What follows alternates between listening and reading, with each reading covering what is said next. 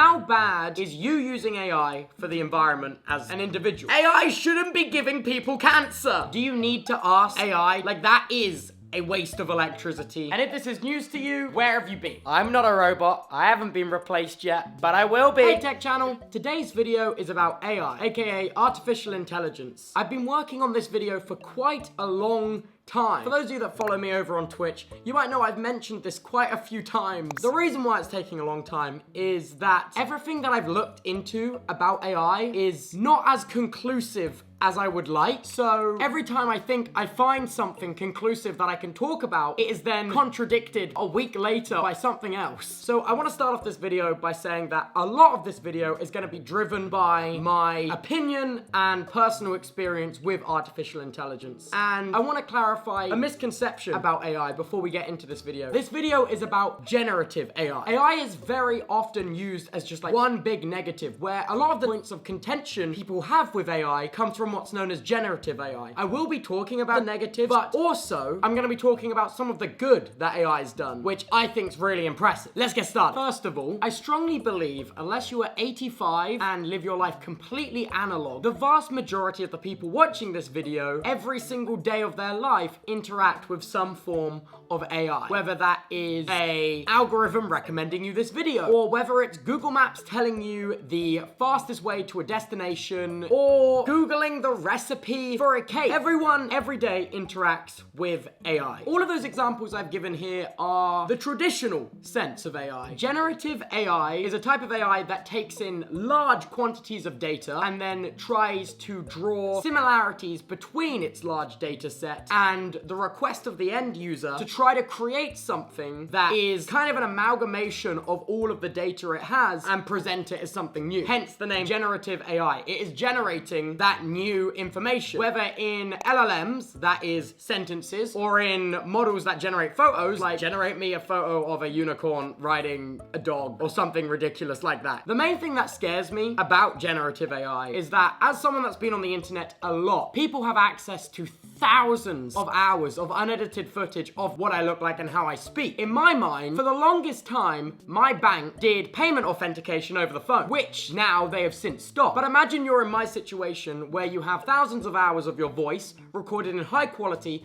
on the internet, which can then be trained by a generative AI model to then sound like your voice. A few quick data mining sessions later, you then have all of my security questions, my voice, you're on the phone with my bank, potentially authenticating a wire transfer. Thankfully, the banking system is smarter than that, but you can see where this could be quite alarming for, let's say, someone who's less tech savvy. That is a big issue I have with AI. You see these videos on YouTube of people using character AI, which I think is very weird. I don't think there's any other way to frame that. I think it's very weird and I think it's very parasocial. But these are the kinds of personal negatives I have with AI, which for the time being, I'm gonna put to the side, and I wanna talk about some of the more big picture AI stuff, because that's what this channel's about. We're about tech, we're about data centers. It is impossible to say that there is no cool technological advancement because of AI, because that is simply not true. AI and the infrastructure that is being developed for it is pushing the boundary, and it is right now the biggest thing. And the fact of the matter is, AI is so integrated into daily life that this is not going anywhere. Unlike Web3 applications, which kind of rose and fell, AI I think is something that's only gonna get bigger because how widely it was adopted before it blew up. In this video, I'm gonna try break it down into chapters for the three main things I want to talk about. The main thing I already touched on a little bit was generative AI. The second thing was the power consumption of AI. The third thing was the environmental complications of AI. And the fourth thing was the ethical sourcing of training data.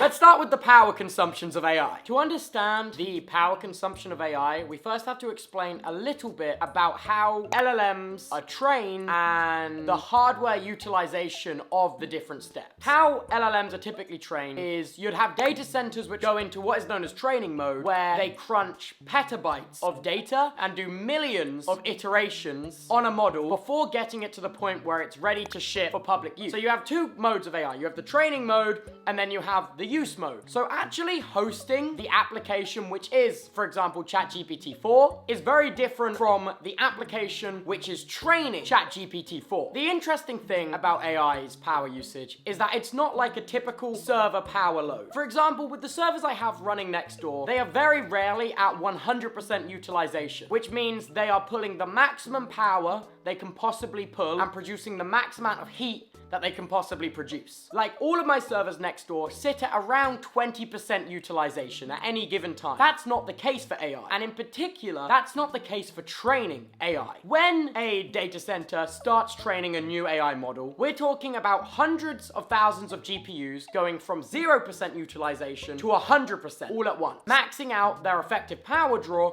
and heat generation. This can put a massive toll on energy infrastructure. I highly recommend you do research of yourself, because I guarantee you, by the time this video goes out, the numbers are completely different. That's just kind of how fast this whole scene is changing. For example, from what I've seen online, we're talking about potentially gigawatts of electricity demand being added and taken away from the grid. For those of you that don't know how large a gigawatt is, some small gas and coal power plants only produce around a gigawatt of electricity. So to have that kind of demand suddenly added to electrical infrastructure can do what's known as destabilizing the frequency of electricity. So, a little lesson on electricity. You as a consumer know electricity as you either have electricity or you don't. Like, you wouldn't be able to determine the quality of the electricity which is delivered to you by the grid. However, there is a real metric to measure this. It's called the frequency. Electricity is a wave. It's a waveform. So in the world, there are two different frequencies for electricity. You either have 50 hertz or 60 hertz. And the closer the electricity delivered to you is to these desired frequencies, the higher quality it is. You might think that that's not a big issue if your electricity is a lower quality than exactly 50 or 60 hertz. However, it has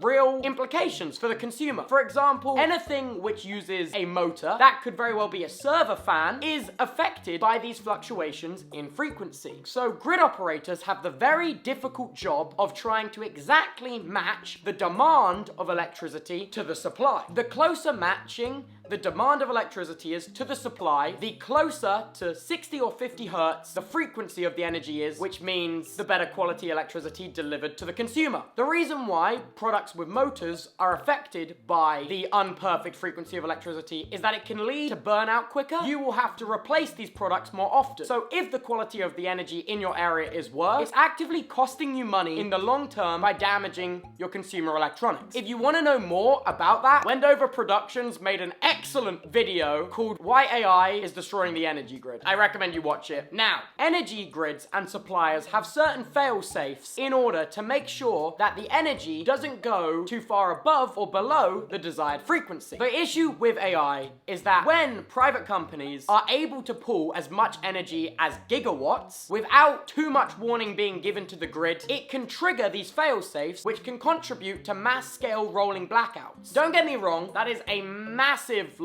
what if this happens and what if this happens? A lot of dominoes have to fall in order to cause a blackout. But the issue is with applications that have this huge demand. For example, if you look at Portugal, they just had a massive blackout. This wasn't because of AI, but it kind of shows you how it is very difficult to restart the grid after these fail-safes are flipped. I'm very fortunate to live in the UK where we have quite a robust energy grid. But when I think about AI applications being launched in countries that may not have an as robust energy grid, and I think that's something that scares me. But then again, do your own research. I'm not an electrical engineer. I don't work for big energy. That's more of my concerns about the energy usage of AI. Let's move on to talking about the environmental impact of AI. Okay, so the environmental impacts of AI. So we've already established that AI training can pull potentially gigawatts of energy, and the generation of that energy is a real environmental issue. However, how bad is you using AI for the environment as an individual? If we ignore the energy and environmental concerns of training the AI models for a second and just talk about the environmental impact of running the LLM and interacting with AI. So, this is a little bit more complicated. Obviously, if you're using AI, it's nowhere near as energy intensive as training the AI. And often, companies like OpenAI, who are responsible for ChatGPT, and some others, if you're interacting with their online large language models, chances are that request that you're sending off to be computed is happening in what's known as an edge location, which would be a smaller scale GPU server or rack, which is hosted at a closer geographical location to the consumer. Now, this is where impact of you, an individual, gets a little bit more complicated. So depending on where you live and depending on where your edge location data centers source their electricity from and how they cool them really dictates your environmental impact. For example, here in Brighton, where I live, a lot of the surrounding data centers in Brighton are powered on 100% renewable electricity from the offshore wind. And for their power redundancy, they use diesel generators, white diesel generators. That is not the case everywhere. So my personal environmental impact of using an LLM would be significantly lower than someone using Grok AI. This is xAI's Grok.